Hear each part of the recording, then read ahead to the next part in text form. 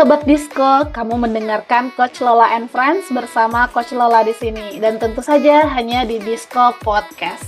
Nah, episode kali ini kita kedatangan tamu nih jauh dari pulau seberang, yaitu dari Kota Padang. Beliau adalah salah satu dosen muda di Prodi Ilmu Komunikasi Universitas Negeri Padang. Beliau ini juga dulunya ceritanya dulu adalah junior saya, tapi beda fakultas. Namanya Evelyn. Kita biasanya manggil Elin. Nah, halo Elin, apa kabar? Halo, halo Kak Lola, apa kabar semuanya, Sobat Disco? Salam kenal. Oke, salam kenal ya. Nah, sebelum mulai dan masuk jauh ke tema kita kali ini, maka nggak asik kalau nggak kenalan lebih dalam nih sama, aku manggilnya Kak Elin aja ya, biar bu dosen muda gitu ya. Biar Oke, sahabat Disko di sini makin akrab. Silakan Elin memperkenalkan diri sedikit. oke. Ya salam kenal semuanya, Sobat Disco. Saya Evelyn. Sekarang berprofesi sebagai dosen di program studi Ilmu Komunikasi di Universitas Negeri Padang. Sebelumnya studi di Universitas Pajajaran, ngambil komunikasi jurnalistik, dan lanjut ke Monash University di Melbourne, ngambil Communication and Media Studies. Gitu, Kak. Oke, luar biasa. Jadi dia S2-nya di Australia ya. Oke, di episode kali ini kita akan membahas topik yang menurut saya nih sangat seru dan sangat menarik, yaitu gap komunikasi di dunia perkuliahan. Kita Ya, tahu yang sedang kuliah sekarang adalah Gen Z ya, Elin ya. Dan iya. yang jadi dosen itu dosen mudanya tuh milenial, Mhm. dan ada Gen Y dan masih ada baby boomer nih di atasnya yang Iya, masih iya. aktif menjadi dosen. Mhm. Dan komunikasi di sini menjadi menarik karena ini adalah dunia akademik ya, yang dimana dosen-dosen yang senior itu bukan sembarang orang nih. Mereka adalah orang yang menyelesaikan studi S1, S2, dan bahkan S3, bahkan ada yang profesor. Mengeluarkan Mhm. banyak jurnal, artikel, tulisan, dan research bagi kemajuan bangsa. Nah, topik ini sebenarnya sangat sangat banyak dibicarakan nih, Lin. Bahkan Ya. di dunia kantor pun juga kemarin kita sempat ngobrolin di episode sebelumnya itu tentang millennial leader. Jadi dia sekarang Mhm. leader itu sekarang milenial itu lagi di posisi middle management. Nah, di sana Ya. gap komunikasinya juga luar biasa dan tantangan yang diterima oleh si milenial juga luar biasa. Dan di Mhm. sini Elin sendiri sebagai dosen milenial dan Mhm. juga pas banget nih bidangnya komunikasi. Pas lah pokoknya ini mah Ya. dan ini akan seru gitu. Nah, untuk memulai nih sahabat Disko yang mungkin tidak berada dalam industri ini nih, Elin. Mungkin yang udah lama nggak Mhm. kuliah juga nih, Elin. Gitu ya. Ya. Gimana Mhm. sih bisa Mhm. diceritakan nggak sih, Lin? Gimana sih sekarang gambaran besar nih kondisi perkuliahan saat Oke. ini di Indonesia, terutama dalam hal Mhm. gaya komunikasi antara mahasiswa dan dosen mungkin. Oke, ya, makasih Kak Lola. Jadi memang kalau sekarang ini makin nyata ya, maksudnya makin berasa juga karena kitalah playernya. Maksudnya kitalah yang memang sekarang lagi bermain nih di apa fenomena antar generasi ini gitu. Dan itu semakin eh, ya tadi terasa juga karena memang perbedaan karakter antar generasi. Benar banget kata Kak Lola tadi bahwa ya kita semua itu sekarang memang apa ya punya peran masing-masing yang sangat nyata gapnya gitu. Jadi memang ada apa ya mungkin kalau gap itu kan mungkin diidentikan dengan kesenjangan atau mungkin Mm-mm. ya ketidakselarasan gitu. Tapi sebenarnya karena kita dibungkus nih sama situasi lingkungan, misalnya lingkungan Mm-mm. kampus atau lingkungan kerjaan. Jadi semuanya itu adalah kontekstual pastinya gitu. Jadi kalau kita bahas kehidupan kampus, benar banget. Karena ya ini juga sebenarnya di sekolah terjadi juga ya. Mm-mm. Karena mahasiswa dan siswanya itu ya selalu baru, selalu muda, sedangkan Mm-mm. yang dosennya, nah sekarang ya mungkin nih kalau dosen-dosen udah mulai banyak juga yang memang masih apa di usia ya 30-an atau 40-an dan dengan perbedaan usia yang mungkin tidak jauh berbeda dari mahasiswanya.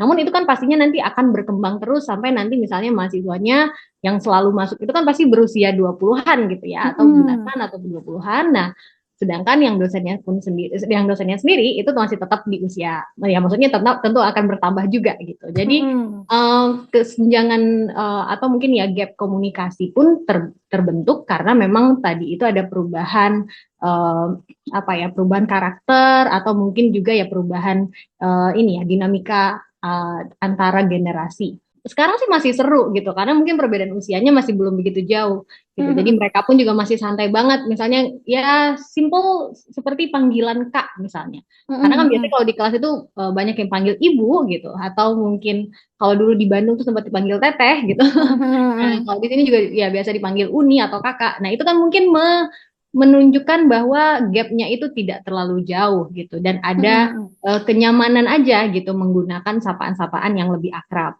Atau juga mungkin kalau dalam konteks komunikasi interpersonal antar manusia gitu, kita melihat bahwa ya ternyata memang generasi milenial ini masih bisa memahami bagaimana si karakter generasi ya Z atau Z ya. adik-adiknya gitu.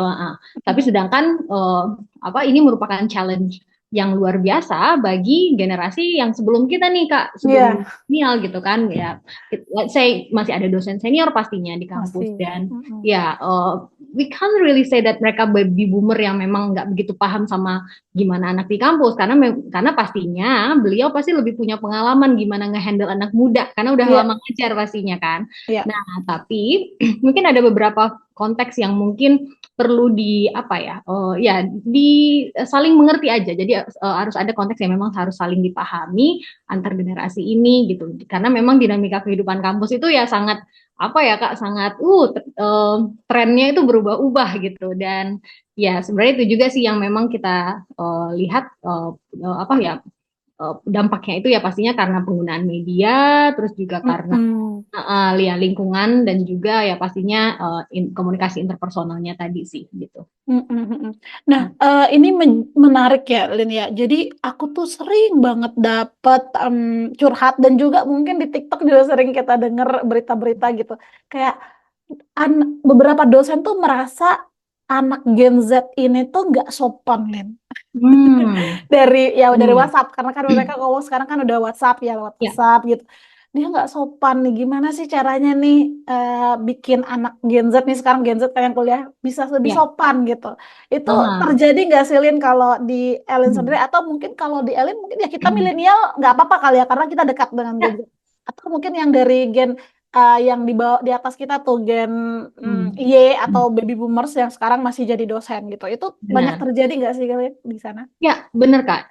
Memang selalu dikaitkan ya Kak, gimana gap komunikasi ini dengan namanya etika atau mungkin ya sikap dan perilaku dalam berkomunikasi gitu. Karena kalau kita lihat sih mahasiswa dengan dosen ini adalah hubungan yang love hate relationship gitu ya. Kadang memang ada yang memang benar-benar cocok lah sama dosennya gitu ya, saling saling ngerti gitu atau juga ya udah kayak teman gitu. Tapi ada juga yang benar-benar nggak bisa nih benar-benar konflik aja gitu bawaannya gitu kan sama dosen. Nah, tapi memang kita nggak bisa pungkiri komunikasi itu juga ya selalu dikaitkan erat dengan bagaimana etika. Dan ya kayaknya sering mendapat sorotan juga ya Kak di beberapa kampus tuh sekarang malah ada aturan tertentu gitu bagaimana sih tata cara komunikasi yang baik gitu antar mahasiswa dengan dosen. Iya, bahkan tuh ada yang kayak dibikinin X bannernya gitu.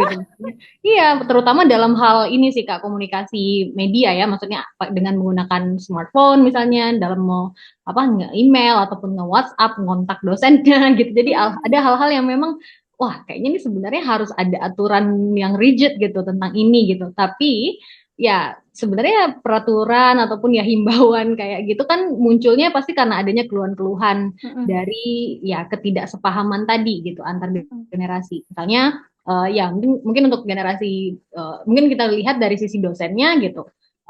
Banyak misalnya mengeluh karena mahasiswanya ngontak di luar jam kerja misalnya. Jadi itu hal-hal yang mendasar sih Kak misalnya. Di luar jam kerja, saat weekend misalnya, atau mungkin malam atau gimana. Ada sebenarnya beberapa dosen yang memang ya santai aja sih sama hal yang kayak gitu.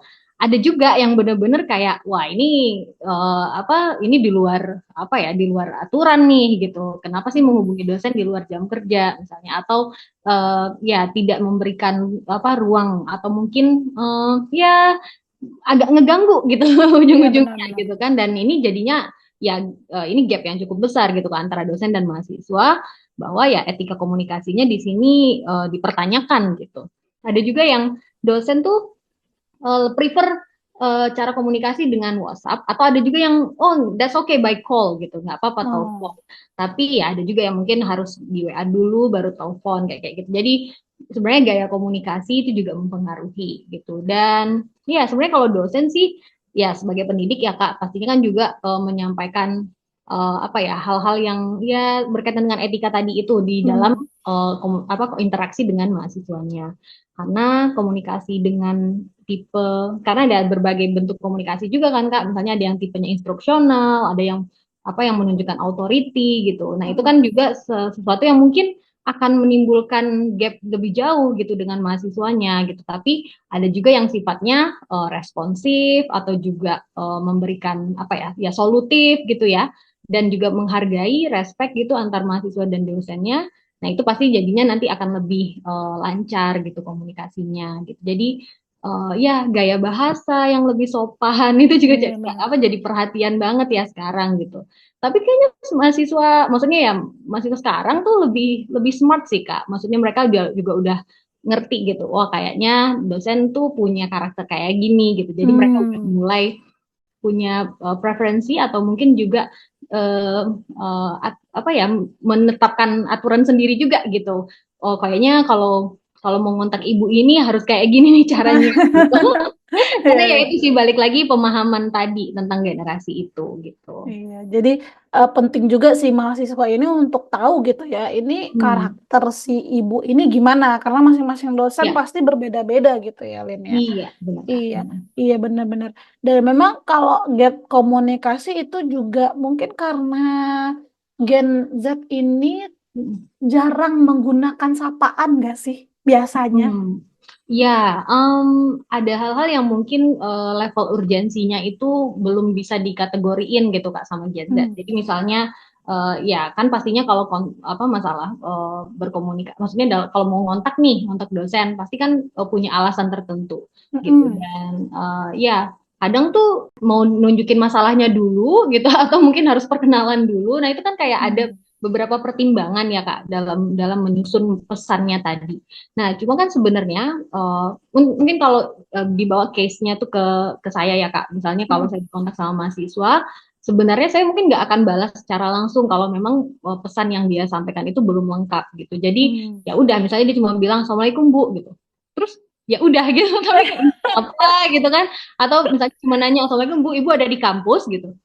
Lah, ya ini siapa gitu kan, maksudnya keperluannya untuk menanyakan saya lagi di mana tuh apa gitu. Nah, kadang ya udah didiamin dulu gitu. Karena mungkin nanti juga juga akan sadar sendiri, oh ya kayaknya memang harus ada informasi lebih lagi nih gitu. Mungkin untuk dosen-dosen muda masih cukup approachable, maksudnya masih Ya, bisa balas WA lah gitu paling tidak. Atau mungkin kalau ditelepon masih diangkat gitu. Cuman ada hal-hal yang mungkin nggak bisa dihandle banget sama dosen yang mungkin lebih senior, yang punya kesibukan yang jauh lebih luar biasa. iya benar. Ya balik lagi sih tadi gimana mengucapkan salam, sapaan, mengucapkan identitas yang memperkenalkan diri gitu. Terus juga memberikan kode yang spesifik, misalnya oh dari mata kuliah ini, kelas ini gitu. Karena kan sangat ini ya Kak, sangat groupingnya tuh banyak banget gitu kan Mm-mm. di grup itu gitu, atau di WhatsApp gitu. Dan ya yang pastinya juga harus ada pesan yang jelas gitu di dalamnya gitu. Iya, Hmm. iya.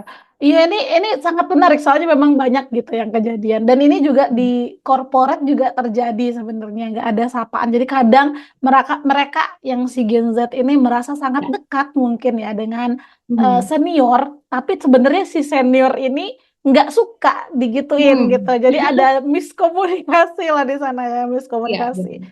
Dan menurut Ellen sendiri sebenarnya Mm. penyebab terjadi ini mungkin tadi Ellen udah nyebutin ya sosial media gitu ya.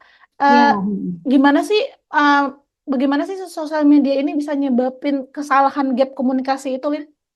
Oh, oke. Ya, misalnya sih tadi Kak, karena kita udah ngebahas juga ya tentang gaya bahasa gitu atau gaya Oh, komunikasi.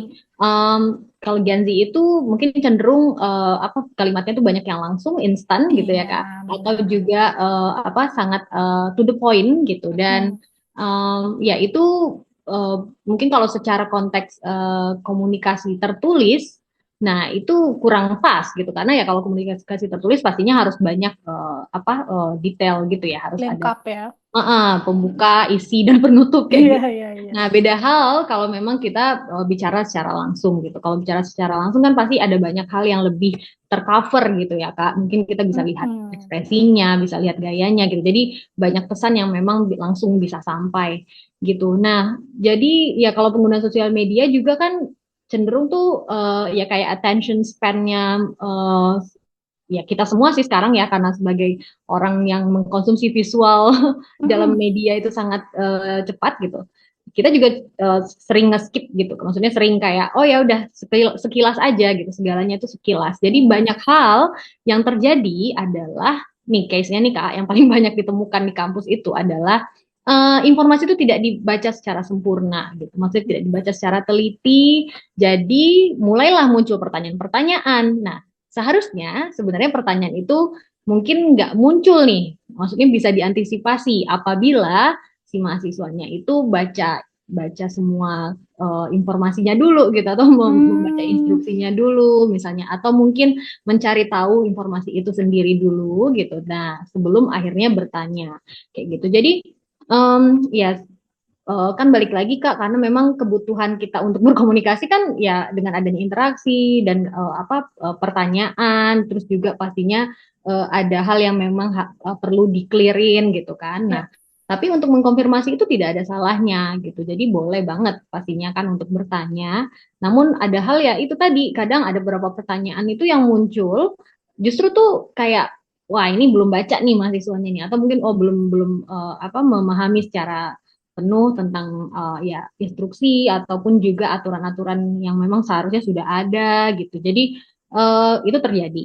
Nah, Hmm. biasanya yang kayak gini itu juga dipengaruhi dengan adanya grouping tadi tuh Kak. Misalnya kayak oh kita punya grup kelas, terus nanti mahasiswa ini misalnya ada punya circle sendiri kayak gitu. Hmm. Nah, jadi penggunaan medianya mereka secara misalnya kayak grup chat, nah itu juga mempengaruhi apa ya kayak bubble informasinya mereka gitu Kak. Jadi Hmm. misalnya kenapa ya kelompok mahasiswa yang ini tuh lebih lebih melek informasi gitu atau lebih update, lebih ngerti gitu tentang apa yang Hmm. terjadi di kampus misalnya atau tentang gimana sih perkuliahan gitu.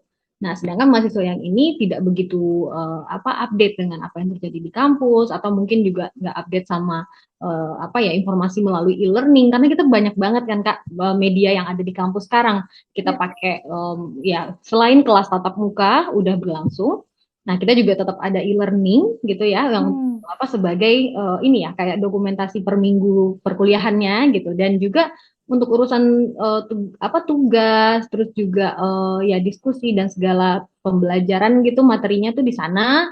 Nah, ada lagi yang namanya grup WhatsApp kelas gitu kan atau ada lagi Hmm. yang namanya email atau apa gitu. Jadi ada ini ya, ada banyak platform gitu dan ini kadang juga membuat informasi atau mungkin pesan-pesan yang penting itu jadi apa ya kayak ya ada ini aja sih tersebar gitu jadi terlalu banyak konvergensinya gitu. Nah, eh, ini tadi kan kita udah ngobrolin banyak tuh penyebab yang terjadi. Sebenarnya penyebab gap komunikasi ini juga terjadi di zaman-zaman sebelumnya sebenarnya udah ada ya, Lin ya. Iya Iya nggak sih? sebelumnya udah Iya, terjadi. iya, pasti ada gitu. Nah, apa sih sebenarnya kalau Ellen sendiri sebagai dosen nih langkah yang bisa diambil untuk meminimalisir miskomunikasi atau mengatasi gap komunikasi tersebut? Tadi beberapa Ellen juga udah bilang kalau di kampus sekarang bahkan dibikin aturan gitu ya gimana cara WhatsApp dosen. Nah itu mungkin salah satu Iya. langkah. Kalau dari Ellen selain itu ada lagi nggak sih ini? Sebenarnya sih ya itu tadi Kak karena memang ini sebenarnya dalam kehidupan sehari-hari pun juga terjadi ya gitu jadi kesenjangan ataupun juga gap komunikasi tadi itu pastinya karena ada perbedaan persepsi, perbedaan nilai atau juga perbedaan preferensi komunikasi gitu yang ini sukanya kayak gini, yang ini nggak begitu suka, pengennya yang caranya kayak gini gitu jadi kan sebenarnya ya it's only like really simple tapi kenapa itu jadi complicated? Ya memang karena ya banyak aja yang terlibat di situ gitu, dan perbedaan generasi ini jadi menjadi apa ya, menjadi tantangan juga gitu dalam menciptakan lingkungan akademik yang lebih harmonis gitu. Sebenarnya sebaik-baiknya solusi itu adalah memang dibicarakan gitu ya. Nah, dan itu juga sebenarnya ini kebetulan juga kemarin pas orientasi mahasiswa baru, ini tuh jadi salah satu materi yang disampaikan loh Kak, tentang Oh iya. etika mahasiswa dan dan dosen, dan juga maksudnya etika akademik gitu. Karena ini mungkin dirasakan memang sering terjadi gitu. Nah, salah satu bentuk antisipasi sebenarnya, karena kan sebaiknya kan memang mengantisipasi ya daripada Ya, terjadi duluan gitu. benar. Nah, memang di orientasi mahasiswa itu perlu diberikan informasi yang sangat cukup gitu. Maksudnya diberikan informasi dengan porsi yang tepat dan juga lengkap gitu. Karena memang namanya juga mahasiswa baru, pasti Iya. clueless tuh masuk kampus, gimana ya, banyak informasi, overwhelmed gitu kan, terus tiba-tiba bingung, terus ya ujung-ujungnya ya udah pasti nanya, terus atau mungkin ada ya terjadilah yang namanya tadi miskomunikasi lah gitu. Nah, Iya. ya balik lagi sih sebenarnya intinya gimana kita bisa memahami bahwa proses orientasi itu memang membutuhkan waktu adaptasi gitu, atau juga yang membutuhkan bimbingan gitu ya. Makanya juga bagus kalau ada ya bentuk himpunan mahasiswa misalnya Hmm. yang memang mempunyai jalur atau mungkin secara sistematis bisa mengatur jalurnya jalannya informasi di dalam kampus gitu, atau mungkin di lingkungan kelompok-kelompok mahasiswa ini gitu. Sering juga sebenarnya Kak ada kayak program hearing atau mungkin sistem advokasi mahasiswa gitu. Jadi ada beberapa hal yang memang ada ruang gitu yang disediakan, wadah untuk mereka bisa ya bertanya atau mengkonfirmasi gitu kalau memang terjadi kesalahpahaman atau mungkin kesenjangan komunikasi tadi. Nah, Iya. cuma kalau memang maksudnya kalau itu kan mungkin sifatnya itu ya memberikan solusi atau mungkin ya tindakan yang bisa dijadikan untuk ya kalau memang kayak aduan gitu ya Kak, misalnya oh Hmm. jadi nih masalah komunikasi berarti ke sini tanyanya gitu. Hmm. Nah, kalau ini terjadinya di akhir semester misalnya nih, ya Hmm. paling klasik sih masalah nilai gitu. Pas dilihat oh tugasnya nggak lengkap, terus ternyata nilainya jadi kurang, terus pas nilainya udah muncul, baru deh mahasiswanya datang, Bu, kenapa Hmm. nilai saya segini gitu. Terus ya itu kan kayak oh it's already too late gitu kan. Kenapa dari dulu tidak dikomunikasikan? Nah, yang kayak gini nih sering terjadi. Jadi sebaiknya flow informasi di antara mahasiswa dan dosen itu lancar, harusnya Hmm. sangat lancar. Sebenarnya banyak juga sih Kak yang menganggap kayaknya komunikasi itu tidak menjadi solusi ya, tidak menjadi obat dari ini juga salah satu prinsip komunikasi gitu kan. Maksudnya komunikasi itu bukan menjadi panacea atau tidak menjadi penyembuh dari keadaan gitu. Hmm. Nah, tapi yang perlu kita pahami adalah yaitu tadi penyamaan persepsi itu pasti dilakukan dengan adanya komunikasi. Iya, iya, ini bener deh, langkah-langkah yang tadi aku dengar kayak udah ada aturan dibikin Hmm. bannernya, terus Iya. ada orientasi juga Mm-mm. mengenai etika berkomunikasi. Itu menekankan kalau memang nih lagi krisis nih di dunia di Oh, dunia benar. pendidikan tentang gap komunikasi tersebut. Karena dulu di kita nggak ada ya, Lin, ya. Iya sih. Nggak Oh, ada mungkin ya. bukan yang nggak ada sih Kak, tapi dulu itu mungkin lebih ke apa ya, nggak terlalu dijadikan masalah gitu. Oh iya, Nah, bisa jadi. tapi kalau Ah, sekarang itu matters karena memang ya itu perbedaan generasinya mulai terasa gitu. Ya ini mungkin sedikit tambahan nih Kak tentang etika komunikasi tadi. Sebenarnya ada yang namanya the five and inevitable laws of effective communication. Jadi memang ada hukum 5 hukum yang memang nggak bisa dialihkan nih dari komunikasi yang efektif gitu. Pertama itu respect gitu. Jadi memang harus ada rasa hormat dan santun gitu ya sama iya. orang yang kita ajak komunikasi. Terus yang kedua itu ada empathy, kita memang harus berempati gitu, punya kemampuan untuk bisa menempatkan diri gitu, bahwa kita merasakan orang itu juga gitu ya. Dan juga kita harus punya sifat audible, maksudnya itu didengar atau mungkin bisa dipahami dengan baik gitu. Jadi ya Hmm. itu tadi dalam mengemas pesannya, menulis pesannya itu juga harus bisa lebih lebih smart gitu. Kita harus bisa audible dan clarity. Nah, harus ada kejelasan pesannya gitu. Dan yang terakhir itu adalah humble, jadi rendah hati. Ini tuh dikenal dengan konsep REACH, Kak. Jadi REACH gitu. Jadi respect, empathy, audible, clarity, and humble. Iya, iya. Luar biasa kita dapat pelajaran 3 SKS. Komunikasi. Heeh. Ya itu sebenarnya lebih mudah diingat aja gitu dengan adanya konsep tadi Iya, gitu. tapi penting loh, teman. Kadang orang tuh berpikir komunikasi buat apa sih dipelajarin? Enggak. Komunikasi itu lo harus Mm-mm. belajar. Benar, iya ya. Mm-mm. Harus belajar jadi karena komunikasi kita harus efektif kan yang pasti gitu kan. Iya, benar. Biar nggak terjadi konflik nih, sumber masalah kan itu sebenarnya gitu. Iya. Iya Iya benar. sih. Nah, terutama juga karena memang apa konteks yang di kampus tadi kan Kak, etika itu menjadi landasan dari Iya, segalanya gitu kan. Karena bisa benar. aja nilai yang dari tadinya A jadi D gara-gara etikanya Bisa, nggak bagus ya bisa kan. banget. Bisa Iya banget benar. itu cuma dosen tinggal kayak apa ya, is only apa cuma menyentikan jari tuh berubah nilainya Iya gitu. benar benar banget. Dan ada juga yang sebaliknya, misalnya nilainya si anak ini mungkin nggak begitu achieve, tapi kalau pas etikanya baik, anaknya benar-benar santun gitu, wah itu bisa dikasih nilai A sama dosennya. Iya benar Ya, benar cuman ya banget. itu tadi apa punya respect dan ya memperhatikan etika dalam komunikasi itu tuh penting gitu. Iya, iya, iya, menarik banget nih. Nah, ini karena kita tidak berlama-lama nih, Helin. Mungkin yang terakhir nih, Helin. Oke. Harapan atau mungkin pesan ya gitu ya untuk anak-anak muda nih, terutama yang saat ini jadi mahasiswa nih, Helin. Silakan, Hmm. Helin. Oke, wah, untuk seluruh mahasiswa, intinya adalah bangunlah situasi yang apa ya, situasi yang memang lancar atau harmonis gitu dengan dosen. Karena dosen itu sebenarnya bukan lawan sih, dosen itu adalah kawan gitu.